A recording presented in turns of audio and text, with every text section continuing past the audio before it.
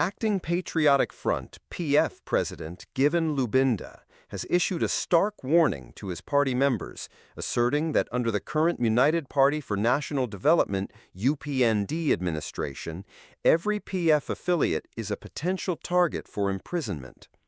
Speaking during a press briefing held in Lusaka on Wednesday, Lubinda expressed deep concern over what he described as a systematic campaign of political persecution. His remarks followed the conviction of two high-profile PF figures, former Foreign Affairs Minister Joseph Malangi and ex-Secretary to the Treasury Fred Senyamba, who were found guilty in cases involving procedural irregularities and alleged financial misconduct. Lubinda's tone was defiant yet somber, urging PF members to stand in solidarity with their incarcerated colleagues and prepare themselves psychologically for similar treatment. Lubinda's statement, "No PF member is safe under UPND," reverberates across Zambia's political spectrum, raising questions about the boundaries between judicial independence and political retaliation. He called on party loyalists to visit imprisoned comrades, not only as a gesture of support, but also as a symbolic rehearsal for their own potential incarceration. This rhetorical strategy, framing solidarity as both moral duty and anticipatory ritual, underscores the gravity with which PF leadership views the current political climate. The convictions of Malangi and Nyamba are emblematic of a broader trend in Zambian politics, where post-electoral transitions often trigger waves of legal scrutiny targeting former officials. While the UPND government insists that its anti-corruption drive is rooted in accountability and rule of law, PF leaders interpret these prosecutions as selective and politically motivated. President Hakainde Hichilema has repeatedly vowed to root out graft, framing his administration as a moral corrective to years of alleged mismanagement under PF rule. However, critics argue that the anti-corruption campaign lacks procedural transparency and disproportionately targets opposition voices. Lubinda's speech also serves a strategic function within PF's internal dynamics. By portraying all members as potential victims of persecution, he fosters a sense of collective identity rooted in resistance. This narrative may help consolidate party unity ahead of the 2026 general elections, especially as PF grapples with leadership transitions and public skepticism. The invocation of imprisonment as a shared fate transforms political adversity into a badge of honor, potentially galvanizing grassroots support. Moreover, Lubinda's framing positions PF not merely as a political party, but as a persecuted community. This rhetorical shift, from partisan critique to existential threat, aims to reconfigure public perception of PF members as defenders of democracy rather than remnants of a discredited regime. It's a high-stakes gamble. If the public accepts this narrative, PF could reclaim moral legitimacy.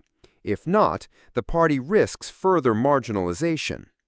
The legal cases against Malangi and Nyamba are complex and involve allegations of procedural violations in the transfer of public funds, including transactions linked to property acquisitions abroad.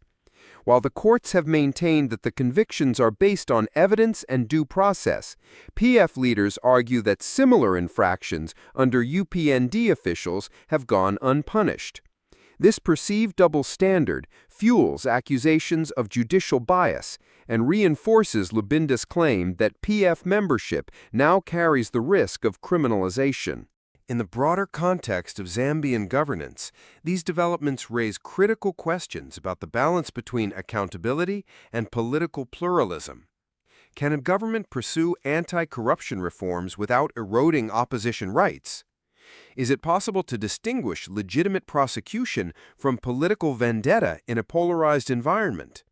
Lubinda's statement forces these questions into the public arena, challenging both the judiciary and civil society to scrutinize the motivations behind high-profile convictions.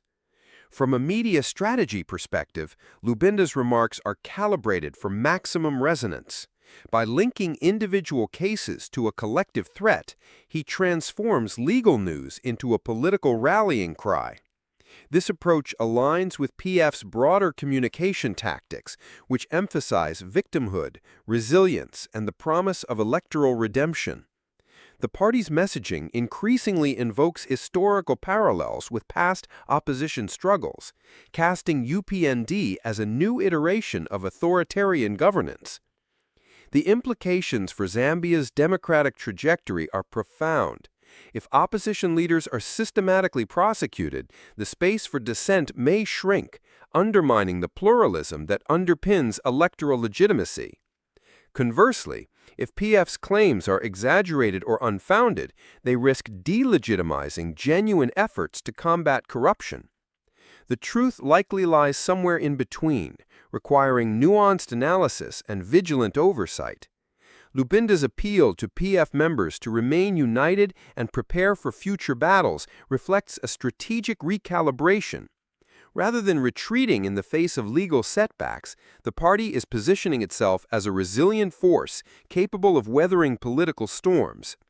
This posture may resonate with voters disillusioned by economic challenges and unmet expectations under UPND rule. However, PF's ability to capitalize on this sentiment depends on its internal cohesion, leadership clarity, and capacity to offer credible alternatives. In conclusion, Lubinda's declaration that all PF members are potential prisoners under UPND is more than a provocative soundbite. It's a calculated intervention in Zambia's evolving political narrative. It encapsulates the fears, frustrations, and strategic recalibrations of a party under siege, while inviting broader reflection on the health of Zambia's democracy. Whether this message will mobilize support or deepen polarization remains to be seen, but its rhetorical power is undeniable. As the country heads toward another electoral cycle, the stakes for political freedom, judicial integrity, and national unity have never been higher.